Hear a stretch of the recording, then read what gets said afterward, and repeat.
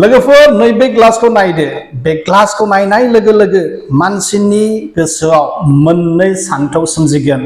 मोनसेया जाहैबाय द ग्लास इज हाफ फुल आरो गुबुन मोनसे सानथौआ जाहैबाय द ग्लास इज हाफ एम्प्टी मोनसेया जा दङ हाफ फुल बेयावहाय गोनाङावहाय बिसोरो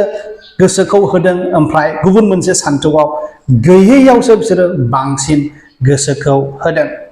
दा बे रोखोमनो मोनसे सानथौनि जोङो नैबे भिडिअआव सावरायनाय जादों बे सानथौखौ आं बुंनो हायो 99% मानसिफोरानो बे सानथौखौ सानफेराखै आङो बुहुत मोजां मोनदों गाव खोनानानै ओमफ्राय आं सानो नोंथांमोनाबो मोजां मोनगोन होननानै बेनिखायनो नैबे सुंद' जोंनि भिडिअखौ नायलांदो गारि लादो गारि आं देग्लाय लानो सानदोंमोन ओमफ्राय नायनोसै देग्लायहाय क्रिसमासनि सिगां साखरि दं मा दं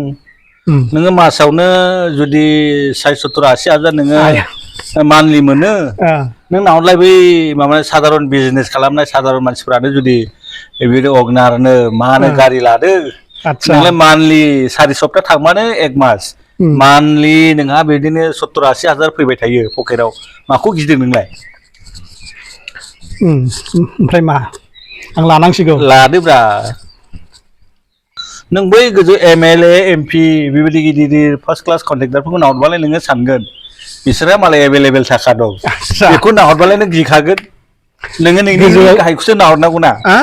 नोंनि गाहायखौसो नाहरनांगौ साधारन बिजनेस खालामग्राफ्रानो जुदि बायदोंब्ला साखरि गैया बाखरि गैया बिसोरनो हनै गारि लायै लायै सालायदों नोंथाङालाय साखरि दं मा सिन्था बे खोथाखौ मोजाङै बुंफिनसाय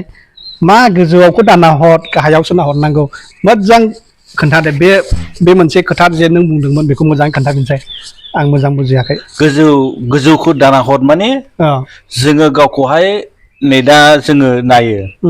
हाबाब बिसोरहा माने थाखा एभेलेबेल बिसोरथ' लाखागोन बिसोर माब्रै बिल्डिं न' लुयो माब्रै गारि बायो आं माब्रै जाया नों बे नोंनि हाइ लेभेलनि मानसिफोरखौ नायबालाय नोंहा टेनसन फैखागोन हानाय नङा मानाय नङा होननानै खिन्थु जोङो गोजौ लेभेलनि मानसिफोरखौ जों नायनो नाङा जोङो माने जोङो मिडिलनि मानसिसो जोंहा दिनै जाबा गाबोन गैया हमना ला जोङो जोंनि गाहायनि लेभेलखौसो नाहरनांगौ सासे हमना ला एगजामपोल सासे बिबाय होननानै बियो गावनि दिनखौ सोलिबाय थादों सानफ्रोमबो ना जुदि बिसोरनो जुदि सानफ्रोमबो जाबाय थादोंब्ला साधारन बिहा साखरि गैया होमब्लाबो बियो बिजनेस खालामनानै बियो गावनि दिनखौ बिथायगासिनो दं गारि लादों जों बिसोरखौ नाहरोब्ला जोंलाय मा हाब बिसोरनिफ्रायथ' आंथ' साबसिन आंनि साख्रि दं अब्ला नोङो नाय नों बिसोरनिफ्राय बेसेबां साबसिन नों माखौ एथ' गिदों माखौ एथ' सिन्था जादों नों गोजौखौसो नायबाय थादों बै MP MLA नोङो माबानि फार्स्ट क्लास कन्ट्रेक्टरफोर बे नोंनि गाहायखौ नाहरनांगौरा नोंथां नों हायोथ' लानो बिसोरनो लाबायब्ला हनै साधारन मानसिफोरानो जिखुनु गारियालाय आं लानो बोलो होखादों खिन्थु आदै नोंथांनि खोथाखौ आं दिनैसो बे खोथाखौ दिनैसो आं खोनाफेरदों बेबायदिखौ जेनेबा जों बयबो जोंनि गोजौनिखौसो नायो बेबायदि जानांगौ बेबायदि जानांगौ ना ओमफ्राय थारैनो जेरै आदैया बुंदों जे गोजौ गावनिफ्राय गोजौसिन थाखोखौ नाहरोब्ला गावनाव मा होनो खमजरिसो फैयो ना गावखौ टेनसनाव लाबोगोनसो आं माबोरै थाखा मोना आं माबोरै बेबायदि समान जानो हाया जों हाखानायबो नङा बेखौ नायब्ला जों गावखौहाय टेनसनाव लाबोनोसै जोंहा गोजोननाय गैयि जागोन असान्ति बिनिखायनो जों माने गाहायखौसो नायनांगौ आरो जोंनि गाहायखौ अब्ला जोंनावहाय माने गाहायखौ नाहरोब्ला फोथायनाय फैबाय फ्रिदम एखेबारे माने आत्मबिश्वास फैबाय नोंनाव आच्छा बहुत मोजां पर्सपेक्टिभ दे नाजारिया जेखौ होनो हिन्दीनि ना आउटलुक इंलिशनि पर्सपेक्टिभ बहुत मोजां दिनै आदैया बुंदों थारमाने गावनिफ्राय गोजौसिनखौ नाहरोब्ला जोङो गोजौथारसिनखौ जेनेबा जों खामायो 50,000 बेफोरबायदि ओमफ्राय सोरबाया 20 लाख खामायो मासावहाय जों बेफोरखौ नाहरब्ला जों मालाबाबो गोजोननाय मोननाय नङा सेटिसफाइड मोननाय नङा जों गावखौहाय बरिंआव दोनबाय थागोन सिन्था खालामबाय थागोन आं मानो खामायनो हाया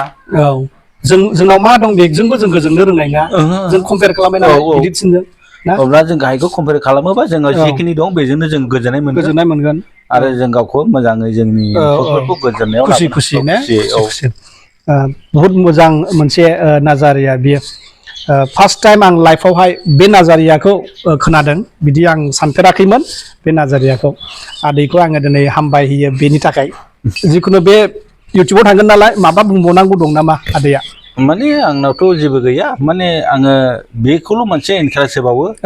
आंनि न'खरावथ' गैखा मानो गैया जाखो जिखिनि दङ बेजोंनो आङो माने गावखौहाय बिराद खुसि दोनबाय थायो आदसा माने आङो गोजौखौ नाहरखाया माने आंनि गाहायखौ नाहरो बिसोरनो जुदि जादोंब्ला आंबो सोलिलांगोन बेजोंनो आङो न'खराव गावखौहाय एखेबारे गोजोननाय लाबोनानै बेजोंनो आङो माने मिनि खुसि थायो आरो आदसा मोजां आं खोन्थानो लुबैदों जे आदैया 10 बोसोरसै ना फालक मावनानै जोंनि सराइबिल पारिसावहाय जेसेबां बर' मण्डलिफोर दं जोंना गामि गामि गिर्जा दं नालाय